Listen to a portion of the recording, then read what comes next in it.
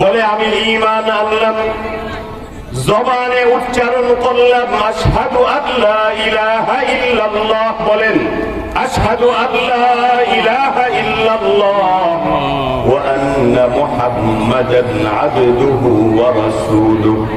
আমি জবানে উচ্চারণ করলাম, বলে আল্লাহ এক, তিনি আমার রব, তাকে রব হিসাবে মেনে নিলাম।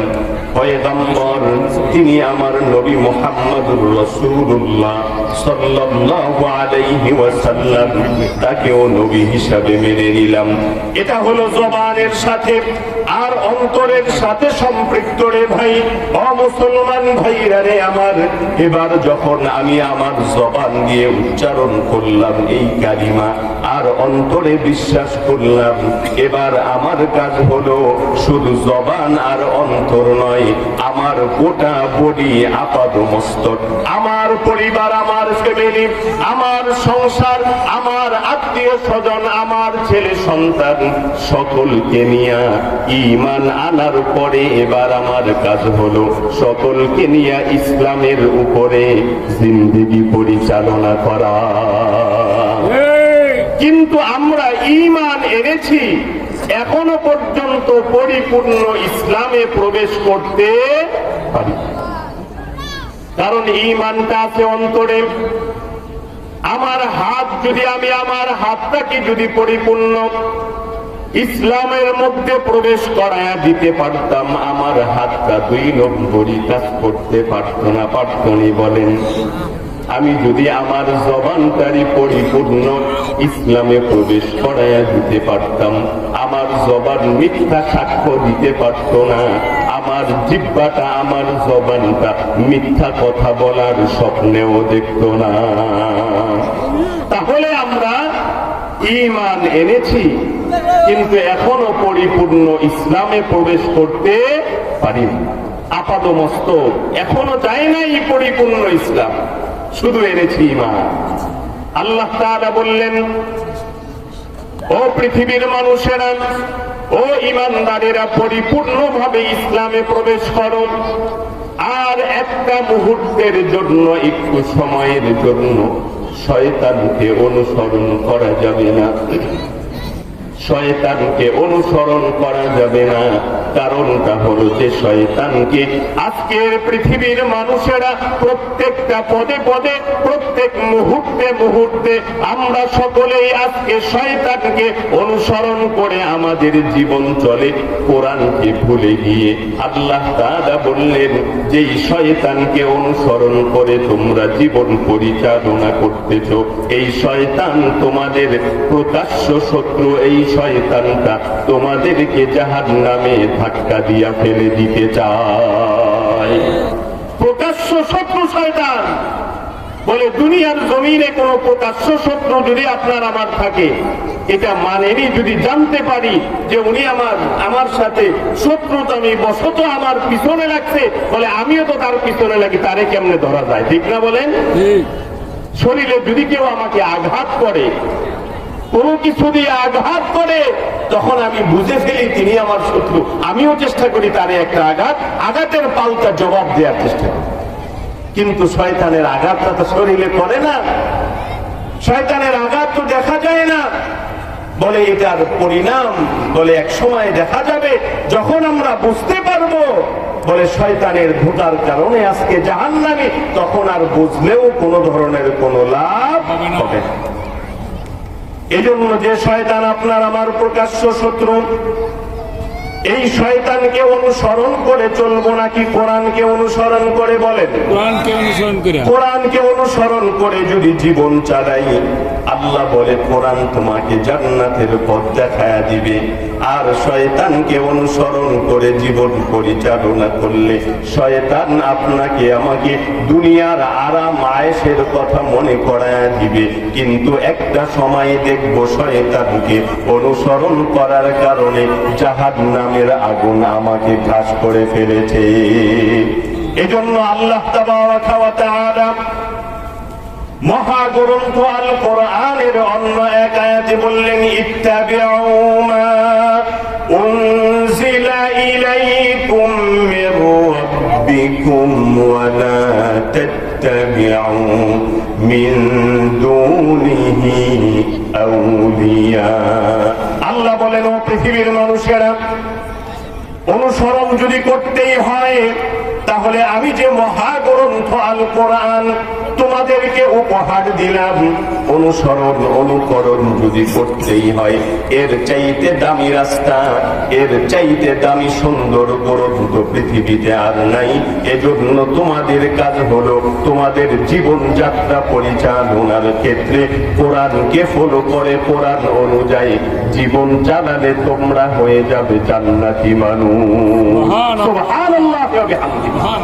আমরা কি কোরআনকে অনুসরণ করতে চাই না বলেন?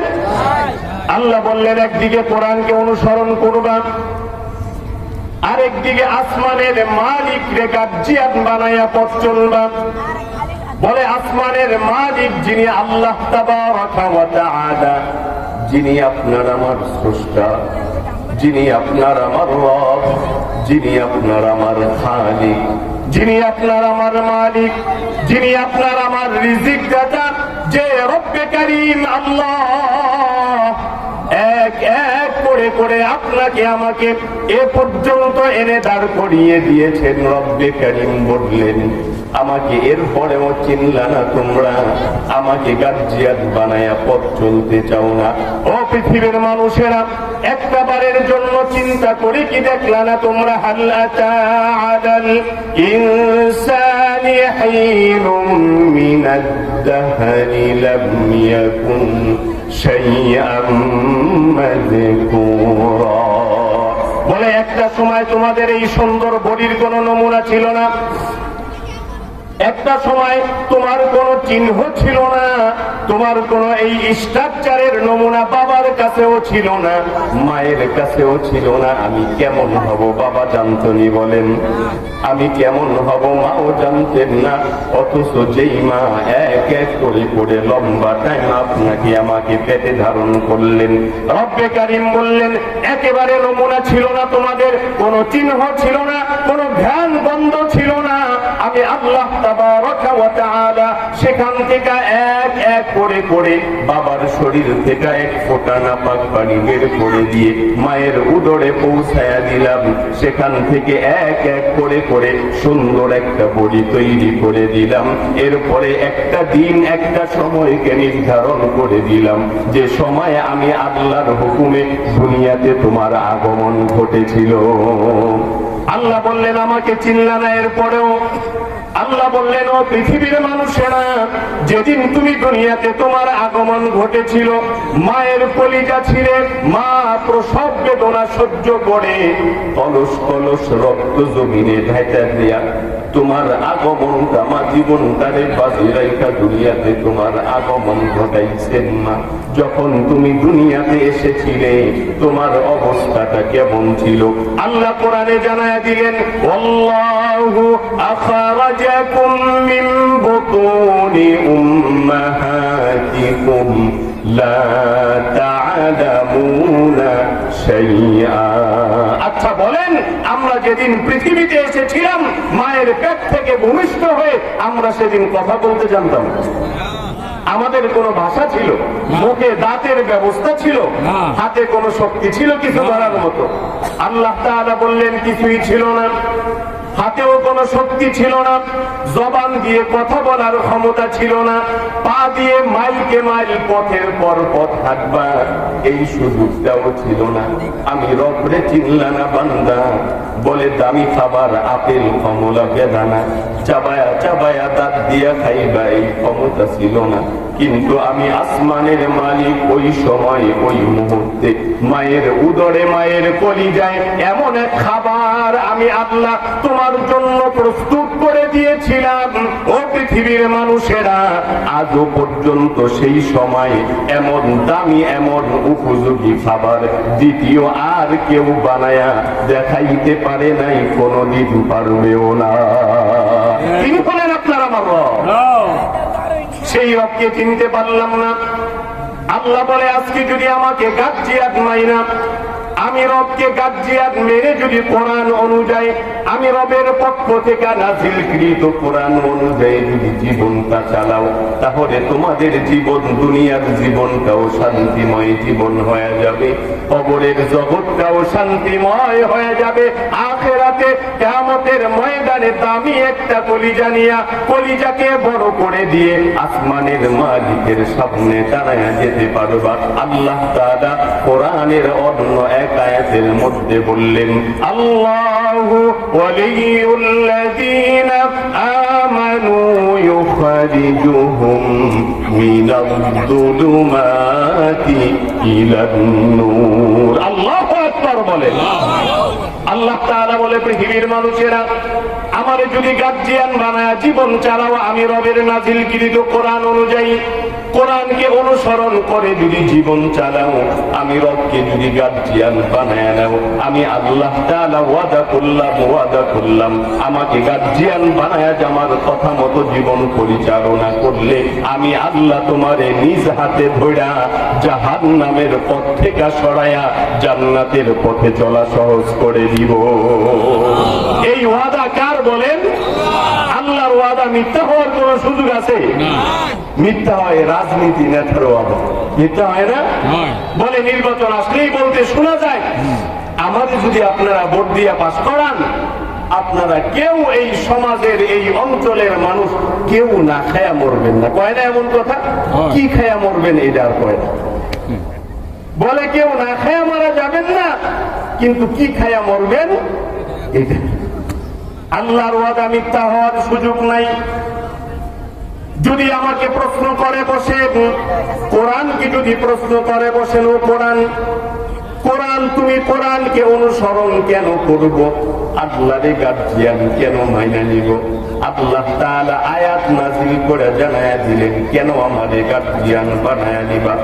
রব্বে কারীম বললেন, পয়গম্বরকে বললেন, ও পয়গম্বর মুহাম্মদুর রাসূলুল্লাহ সাল্লাল্লাহু আলাইহি ওয়াসাল্লাম, আপনি গোটা পৃথিবীর মানব জাতিকে বলে দেন, কুল মান যাল্লাযী ইয়াসিমুকুম মিনাল্লাহি ইন আরাদা বিকুম সুআন আও আরাদা বিকুম রাহমা ওয়া লা ইয়াজিদুনা লাহুম মিন দুনিল্লাহি ওয়ালিয়্যান ওয়া লা নাসীরা। আল্লাহ বলে, ও পৃথিবীর মানুষেরা, আমি তোমাদের কাছে জানতে চাই, বলে আমি আল্লাহ যদি পৃথিবীর কোন মানুষকে ক্ষতির মধ্যে ফালায়া দেই, বিপদের মধ্যে ফালায়া দেই, পৃথিবীর এমন কোন শক্তিধর মানুষ আছে কিনা? বলে আল্লাহ কাউকে বিপদে ফালায়া দিবে, আরেকজন কেউ গিয়া বলবে আমি তোমারে বিপদ থেকে উদ্ধার করে দিব, এটা সম্ভব কিনা? আল্লাহর সাথে টক্কর দেওয়ার মতো কেউ নাই।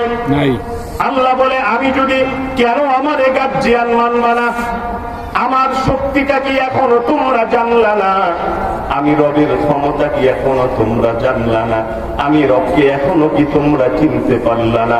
আমি রব যদি কাউকে বিপদের মধ্যে ফেলে দেই, পৃথিবীর এমন কোন মানুষের শক্তি নাই সেই মানুষটাকে আমি রবের হাত থেকে, বিপদ থেকে উদ্ধার করে দিবে। এবার আল্লাহ বললেন, শুধু এ পর্যন্তই নয়, আল্লাহ তাবারক ওয়া তাআলা বললেন, ও পৃথিবীর মানুষেরা, আমি আল্লাহ তাবারক ওয়া তাআলা যদি কোন মানুষের উপরে রহম নাজিল করি, দয়া করে তাকে ইজ্জত করে তার দুনিয়াতে তাকে সম্মান দিয়া দেই, পৃথিবীর এমন কোন মানুষ নাই ওই মানুষটারে একটা মুহূর্তের জন্য অসম্মানী করতে পারবে। তাহলে যেই আল্লাহ তাবারক ওয়া তাআলা বিপদে আমাদেরকে ফালায়া দিলে উদ্ধার করার কেউ নাই, যিনি আপনাকে, আমাকে, আপনার আমার ইজ্জত বাড়ায়া দিলে বেইজ্জতি করার কেউ নাই, সেই আল্লাহকে গার্জিয়ান মাইয়া জীবন চালানো দরকার আছে না নাই? বলেন। মুসলমান ভাইরা রে আমার, তাহলে এবার আসেন, আমি ঈমান আনলাম আল্লাহর উপরে, আমার গোটা বডি আপাদমস্তক ইসলামের মধ্যে প্রবেশ করিয়ে দিলাম, কোরআন অনুযায়ী জীবন পরিচালনা করব, এই কথার উপরেও স্বীকৃতি দিলাম। বলে আল্লাহরে গার্জিয়ান মেনে নিব, এটার উপরেও ঈমান আনলাম, স্বীকৃতি দিলাম আল্লাহ আমার রব। তাকেই গার্জিয়ান মেনে তার কোরআনের কথা অনুযায়ী জীবন চালাবো। এইভাবে একজন মানুষ যখন পরিপূর্ণ ইসলামে প্রবেশ করে বসে, ওই মানুষটার দিলের তখন একটা, ওই মানুষটার ঈমানটা এত মজবুত হয়ে যায়, ওই মানুষটা তখন জবান দিয়ে কি বলে এবং কি বলতে থাকে আল্লাহ কোরআনে জানায়া দিলেন।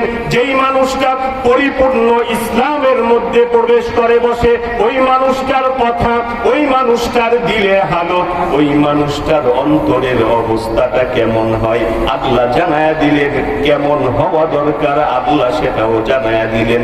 আল্লাহ পয়গম্বরকে বললেন, ও পয়গম্বর, যারা ইসলামে পরিপূর্ণতার সাথে প্রবেশ করবে, ওই মানুষটার অন্তরের হালতটা কেমন হবে আপনি পয়গম্বর গোটা পৃথিবীর মানব জাতিকে জানায়া দেন। কুল ইন্না সালাতি ওয়া নুসুকি ওয়া মাহইয়ায়া ওয়া মামাতি লিল্লাহি রাব্বিল আলামিন। পরিপূর্ণ ঈমানদার, পরিপূর্ণতার সাথে ইসলামে যেই ব্যক্তিটা প্রশ্ন করে বসেছে, সেই ব্যক্তির অন্তরের হালতটা, সেই ব্যক্তির ঈমানের অবস্থাটা হবে কেমন? বলে সেই ব্যক্তিটা বলবে, আমার নামাজ, আমার জীবনের প্রত্যেকটা কর্মকাণ্ড, আমার জীবনের প্রত্যেকটা সিজদা, প্রত্যেকটা রুকু, প্রত্যেকটা তাসবিহ এবং তাহলিল, যত ইবাদত করব, আমার প্রত্যেকটা ইবাদত হবে একমাত্র সন্তুষ্টি অর্জনে। বলেন কার সন্তুষ্টি অর্জনে? চিল্লা বলেন একমাত্র আল্লাহর সন্তুষ্টি অর্জনে। যিনি ঈমানের মধ্যে পরিপূর্ণতার সাথে প্রবেশ করে বসলো, ওই ব্যক্তিটার নামাজ থেকে শুরু করে যত ইবাদত রয়েছে, প্রত্যেকটা ইবাদত হবে একমাত্র একান্তই আল্লাহর সন্তুষ্টি অর্জনে। শুধু এ পর্যন্তই নয়, আল্লাহ তাআলা শিখিয়ে দিলেন, পরিপূর্ণ ঈমানে যেই ব্যক্তিটা প্রবেশ করে বসলো, ওই ব্যক্তিটা শুধু তার সকল ইবাদতের ক্ষেত্রেই এই কথা বলবে পর্যন্তই নয়, ওই মানুষগুলো বলবে, বলে আমার জীবনের শুরুর যাত্রা থেকে নিয়ে শুরু করে আমার জীবনের একেবারে শেষ পর্যন্ত, মোট কথা হলো আমার জীবন, আমার মরণ, আমার জীবনের প্রত্যেকটা মুহূর্ত একমাত্র যদি কারো সন্তুষ্টি অর্জনে ব্যবহৃত হয়, তিনি হলেন আমার আসমানের মালিক আল্লাহ। এটা হলো পরিপূর্ণ ঈমানদারের কথা। বলে পরিপূর্ণ ঈমানে যিনি প্রবেশ করে বসছে, তিনি এই কথাই বলবেন, তার দিনের হালতটা এটাই হবে, বলে আমার জীবন, আমার মরণ, আমার নামাজ, আমার রোজা, আমার হজ, আমার যাকাত, প্রত্যেকটা কাজ হবে একান্তই একমাত্র আসমানের মালিকের সন্তুষ্টি অর্জনে। ঠিক কিনা বলে? কিন্তু এই হালত আসেনি আমাদের। নামাজটাও হয় মানুষকে দেখানোর জন্য, কোরআন তেলাওয়াত এটাও হয় মানুষকে দেখানোর জন্য। আজকে আল্লাহর সন্তুষ্টি অর্জনে দান করতে চাই না, বলে আজকে আল্লাহর সন্তুষ্টি অর্জনে নামাজ পড়তে চাই না। মানুষ নামাজি বলবে, তাই বলে মসজিদে গিয়া আজান দেওয়ার সাথে সাথে হাজিরা দেই। বলে এই নামাজের ক্ষেত্রে আমি এখনো পর্যন্ত পরিপূর্ণতার সাথে ইসলামে প্রবেশ করতে পারি নাই। আল্লাহ তাআলা প্রথমে এনেছেন এই আয়াতে নামাজের কথা। কিসের কথা বলেন? নামাজের কথা এনেছেন। বলে নামাজের কথা আল্লাহ কেন বললেন? একজন মানুষ যখন ঈমান এনে, একজন মানুষ যখন ঈমান আনে, ঈমান আনার পরে তার উপরে প্রথম কাজ, সবচাইতে দামি ইবাদতটা বর্তায়, সেটা হলো নামাজ। আর এই নামাজ পয়গম্বর মুহাম্মদুর রাসূলুল্লাহ সাল্লাল্লাহু আলাইহি ওয়াসাল্লাম হাদিসের মধ্যে বললেন, আউয়ালু মা ইউহাসাবু বিহিল আবদু ইয়াউমাল কিয়ামাতিস সালাহ। বলে এই কিয়ামতের দিন সর্বপ্রথম আল্লাহ তাআলা হিসাব নেবেন কিসের? বলেন নামাজের। কিসের হিসাব নেবেন? বলেন নামাজের হিসাব। শুধু এ পর্যন্তই নয়, পয়গম্বর অন্য এক হাদিসের মধ্যে বললেন, আসসালাতু ইমাদুদ্দিন, আসসালাতু ইমাদুদ্দিন। পয়গম্বর বলে, ও মুসলমানেরা, এই নামাজ এটা এমন একটা ইবাদত, বলে এই নামাজটাই হলো ইসলামের স্তম্ভ, এটা হলো মূল খুঁটি, মূল ফাউন্ডেশন। নামাজ যার ঠিক নাই তার কোনো কিছুই ঠিক নেই। ঠিক এই জন্য আল্লাহ তাআলা কোরআনের অন্য এক আয়াতের মধ্যে বললেন, উতলু মা উহিয়া ইলাইকা মিনাল কিতাবি ওয়া আকিমিস সালাত ইন্নাস সালাতা তানহা আনিল ফাহশাই ওয়াল মুনকার। আপনি দেখবেন আলোচনা চলতেছে আমাদেরকে পরিপূর্ণ ইসলামে প্রবেশ করানো। একজন মানুষ যখন নামাজে দাঁড়ায় তার এই কপাল মাথা থেকে নেওয়া শুরু করে, কপাল থেকে নেওয়া শুরু করে পায়ের আঙ্গুল বলেন, জবান বলেন, জিহ্বা বলেন, হাত বলেন, আঙ্গুল বলেন, একেবারে পায়ের আঙ্গুল পর্যন্ত নামাজের মধ্যে প্রত্যেকটা অঙ্গ প্রত্যঙ্গের কাজ আছে না নাই বলেন? আছে না?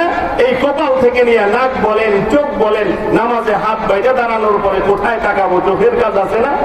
সিজদায় যখন যাব আমি আমার কপালটাকে কোথায় রাখবো, নাকটাকে কোথায় রাখবো? আগে নাক রাখবো নাকি আগে কপাল রাখবো? ওঠার সময় আগে কোনটা উঠবে? বলে নাক উঠবে না কপাল উঠবে। ও মুসলমান ভাইরা রে আমার, আল্লাহ ঈমানের পরেই নামাজের কথা কেন বলেছেন? আল্লাহ তাআলা বুঝানোর চেষ্টা করলেন মানুষকে, বলে এই নামাজে যখন মানুষ দাঁড়িয়ে যায়, বলে আল্লাহ তাবারাকা ওয়া তাআলা সবচাইতে নিকটে যদি কোনো বান্দা যেতে চাও, তুমি আল্লাহু আকবার বলে নামাজে দাঁড়িয়ে যাও। বলে এই নামাজ সবচাইতে মানুষকে আল্লাহর নিকটে নিয়ে দাঁড় করায়া দেয়। যে কথা বলতেছিলাম, এই নামাজের মধ্যে কপাল থেকে নিয়ে একেবারে পায়ের আঙ্গুল পর্যন্ত প্রত্যেকটা অঙ্গ প্রত্যঙ্গের যেমন কাজ রয়েছে, এই নামাজ আমাকে প্রত্যেক দিন 5 বার শিখায়া দেয়। তুমি যখন নামাজে দাঁড়িয়ে যাও, তোমার হাতটা আল্লাহর সামনে তুমি এমন ভাবে হাতটাকে বেঁধে নাও, তোমার আপাদ মস্তকটা আল্লাহর সামনে এমন ভাবে উপস্থাপন করো। বলে নামাজে বান্দা যখন দাঁড়ায়, বলে যেইভাবে বিনয় মাথাটারে নামায়া দিয়া আল্লাহর সামনে দাঁড়িয়ে যায়, এইভাবে এতটা বিনয়ের সাথে অন্য কোনো ইবাদতে মানুষ দাঁড়ায় না। ঠিক কিনা বলেন? তাহলে আমরা যদি এই নামাজে যখন দাঁড়িয়ে যাই, একেবারে আল্লাহর সামনে দাঁড়ায়, আল্লাহর সামনে আমি আমার গোটা আপাদ মস্তককে দাঁড় করায়া দেই, আমার নামাজ আমাকে প্রমাণ করে দেয়, আল্লাহর সামনে এটাই প্রমাণ করে দিতে চাই। বলে আল্লাহ, আমি আপনার গোলাম, আমি আপনার কি বলেন, আমি আপনার গোলাম। আমার আপাদ মস্তক নামাজে সাক্ষী দেয়, আমার চোখটা সাক্ষী দেয়, আমার আঙুলগুলো সাক্ষী দেয়, আমার হাতগুলো সাক্ষী দেয়, আমার অন্তর সাক্ষী দেয়, আমার পায়ের আঙুলগুলো পর্যন্ত সাক্ষী দেয়। বলে নামাজে যখন বান্দা দাঁড়ায়া যায়, এমন ভাবেই দাঁড়াই, এটাই প্রমাণ হয়, এটাই বোঝা যায়। বলে আমি আপনার গোলাম, আমি আপনার গোলাম। বলে আমি আপনার গোলাম বলে নামাজে যেইভাবে স্বীকৃতি দিয়া আল্লাহর একেবারে নিকটে চলে যাই, মসজিদ থেকে বের হওয়ার পরে আর এই হালতটা আমাদের আপাদ মস্তকে থাকে না। এজন্য আল্লাহ ঈমানের পরে এখানে নামাজের কথা বললেন। বলে ও পৃথিবীর মানুষেরা, এই নামাজ থেকে শিক্ষা অর্জন করো। মসজিদে ঢোকার পরে তোমার অন্তরের যেমন পরিবর্তন এসে যায়, হাতগুলোর মধ্যেও যেমন পরিবর্তন এসে যায়, পায়ের মধ্যেও পরিবর্তন এসে যায়। মসজিদে ঢোকার পরে মানুষের ভাষার পরিবর্তন এসে যায়, মানুষ আর উচ্চ গলায় কথা বলতে পারে না। কারণ হলো নামাজে আল্লাহর সামনে বিনয়ের সাথে আমি আমারে গোলাম বইলা পরিচয় দেওয়ার জন্য দাঁড়িয়ে যেতে এসেছি।